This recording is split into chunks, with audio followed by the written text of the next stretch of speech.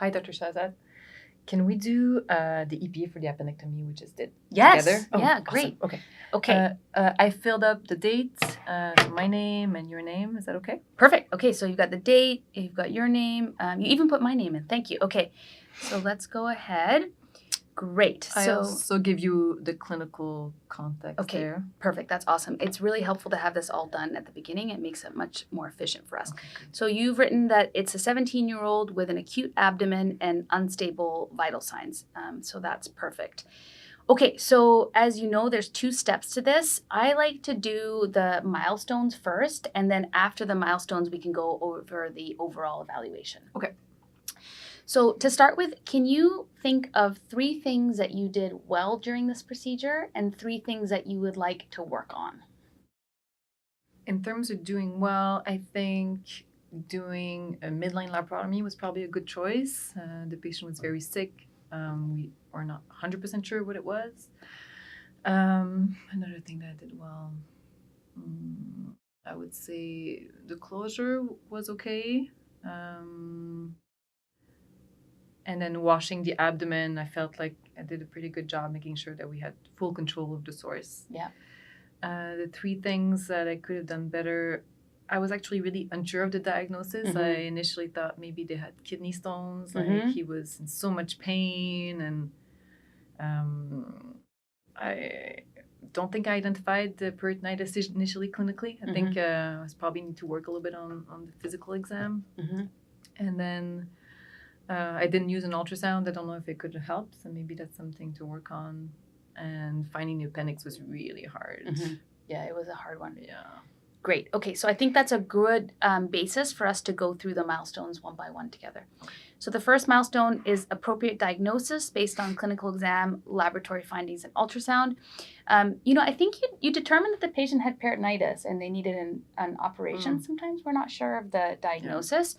I think honestly that an ultrasound would have delayed us, so I think going straight to the operating room was a good plan. I do think that probably you could have widened your differential a little bit. You can think about typhoid, perforation. You can think about a perforated viscus from an ulcer, for example. So kidney stone probably wouldn't have been super high on my list, but I think you made the right decision. We got to the OR. So let's say in progress. Yeah, that makes sense. So the second one is appropriate landmarks for the incision. As you said, you chose to do a vertical midline laparotomy, which was a great choice. What would have been the landmarks for McBurney? I have to remember for the module. It's between the ASISE and the umbilicus? Yeah, exactly. Okay. So I think we're going to say achieved because, you knew what the landmarks were.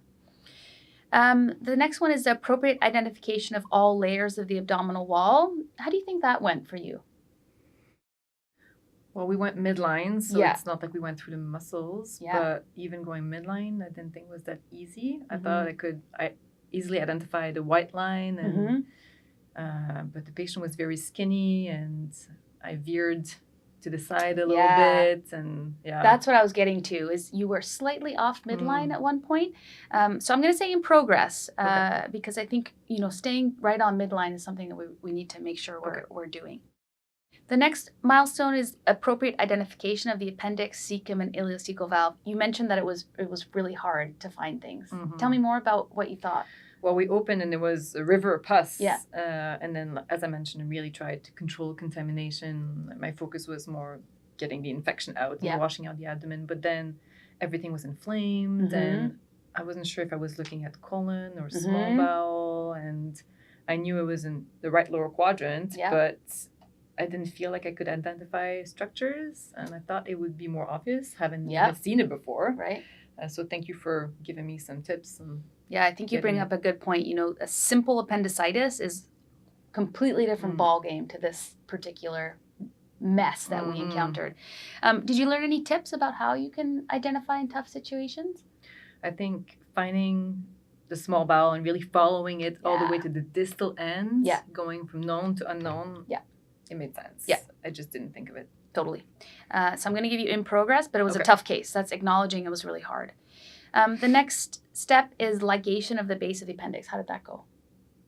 Once we found it, I felt that was okay. Yeah. We use any suture and make sure we have, really good control of the base and control of the mesentery, Yeah. and hemostasis was achieved. So I felt like Yeah, it was I think fine. you've achieved that, and like you said, the real key is making sure we're at the base. And then the last milestone is the layered closure of the abdominal wall. Obviously, we didn't do a McBurney, so it's not the same layers, but how did the closure go? I felt like that was an okay part. Like I said, there was something maybe I did well. Even if I went off midline, I managed to get good fascial closure. I know that's important, not just, the muscle. And then left the skin open to make sure that there's no infection post-operatively. I thought that was a good idea. Yeah, I think you mentioned two really important things. Making sure that you've got the good fascial layer. I think you did a good job with that. And then leaving the skin open. You don't want to close the skin in this situation. You're going to get a wound infection for sure. So I'm going to give you achieved. Oh, great. The next one is, did you have the opportunity to discuss this? So yeah, we discussed it. We're going to check yes.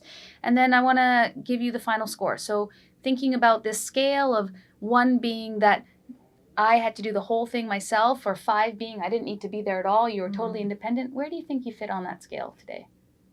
Definitely non-independent. Yeah, it was a hard one. I would say between a 2 and a 3. I really felt like you needed to give me a lot of guidance, and I think I was really impressed by the amount of pus and infections. So that I was caught off guard. Yeah. And I need a little bit more time to figure things out. I think I need more. I think I'm going to give you a 3. That. Yeah. Okay. I needed to be there to prompt you, but you did a lot of it independently. We're often our own harshest critics. So I think you got a 3 on that one. And then the last part of this is, do I have any feedback? And I'm just going to mention to the competency committee that it was a tough case. Sure. Just so it puts it in context. It wasn't the run-of-the-mill appendix. Yeah, I can't wait to see one like that. And I'm going to say advancing as expected. Great.